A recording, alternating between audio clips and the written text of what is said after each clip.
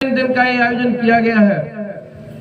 अष्टम अवतार भगवान श्री कृष्ण जी ने अर्जुन को श्रीमद् भगवत गीता के 7वें अध्याय ज्ञान विज्ञान योग पर तो उपदेश जब दिया तो भगवान कृष्ण कहते हैं, अर्जुन मेरे आधार से, यानी जैसा मैं हूं वैसा मेरे आधार से लौ से करेगा पार्थ योग तू यथार्थ में मुझे यानी भगवान श्री कृष्ण कह रहे हैं मुझे।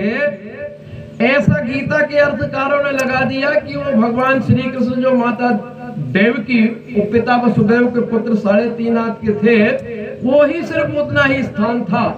नहीं, भगवान श्री कृष्ण विश्वरूप परमात्मा के अष्टम अवतार थे। वो विश्वरूप को जनाने के लिए विशेष प्रतिनिधि के बनकर के आए थे। वो जब कोई प्रतिनिधि बनता है जो अपने अधिष्ठान की बात करता है तो प्रतिनिधि बनकर के अपनी ही बात कहता है।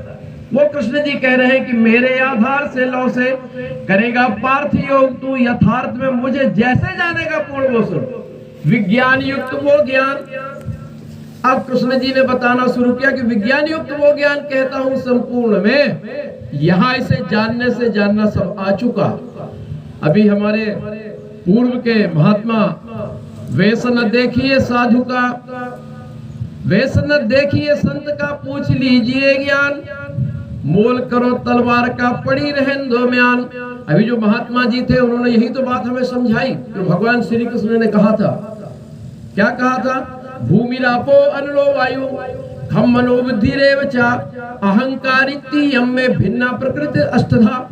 पृथ्वी जल अग्नि वायु आकाश मन बुद्धि और अहंकार, यही मेरी प्रकृति के 8 अंग है अर्जुन। बस ये समझना है, यही जानना है और यही जानने की एक रीति यहाँ दिखाई जा रही थी। अभी हम अपने आप में विश्वरूप परमात्मा की जब बात करते हैं तो हमारे मन में एक कल्पना उठ खड़ी होती है। विश्वरूप परमात्मा के प्रत्यक्ष यथार्थ दर्शन में हमारे मन में अपने माने हुए विचार खड़े हो जाते हैं। कहीं हम भगवान श्री कृष्ण की छवि देखने लगते हैं, कहीं भगवान श्री राम की छवि देखने लगते हैं, क्योंकि उनकी छवि का विस्तार हो चुका है आज के समय में। पर विश्वरूप की जब बात आती है तो वो छवि किसी के ध्यान में नहीं आती। वो कहते हैं पता नहीं ये क्या कह रहे हैं। पर हमारा रामायण श्रीमद् भगवत गीता इस सिद्धांत को प्रतिपादन करती है कि विश्वरूप रघुवंश मणि राक्षस राज रावण की पत्नी मंदोदरी अपने पति को समझा रही। जब पति अनर्थ अनाचार दुराचार कर रहे थे तो उनकी पत्नी रोज समझाती थी।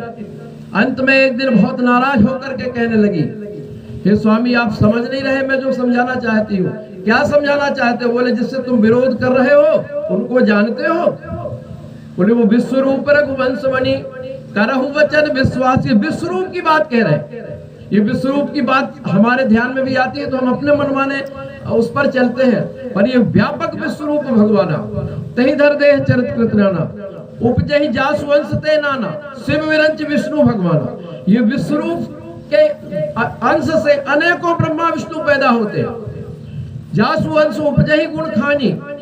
इस विश्वरूप के अंश मात्र से अगणित लक्ष्मी मां ब्रह्मानी, अनेकों लक्ष्मी अनेकों पार्वती अनेकों ब्रह्मानी उपजते हैं, अनेकों ब्रह्मा विष्णु महेश उपजते हैं। यतो वा इमानि भूतानि जयन्ति तेन जातानि जीवन्ति यत् प्रियंत भी संविशन्ति तद्वि जिज्ञाससु।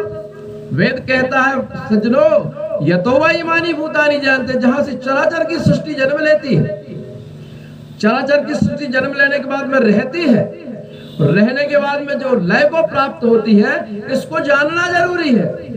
और जब जान लेंगे तो फिर अंतिम निष्कर्ष यही कि वही ब्रह्म है, वही परमात्मा है। हम देखते हैं यहाँ जब से हम जन्म लिए थे हम इसी धरा पर आए थे और इसी धरा में रह रहे हो, इसी धरा में हम विलय हो जाएंगे, हमने देखा है।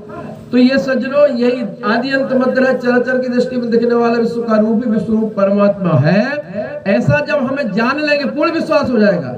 अभी हमारे महात्मा जी ने कहा था कि बिना जाने प्रतीति नहीं होती। जब जान लेंगे तो फिर पक्का हो जाएगा, तो फिर भक्ति शुरू हो जाएगी। क्योंकि अभी तक हम जो कुछ भक्ति कर रहे थे वो हम अपने मनमाने विचारों के मनमाने ढंग से भक्ति कर रहे थे। पर जब भक्ति कर लेंगे तो भक्ति का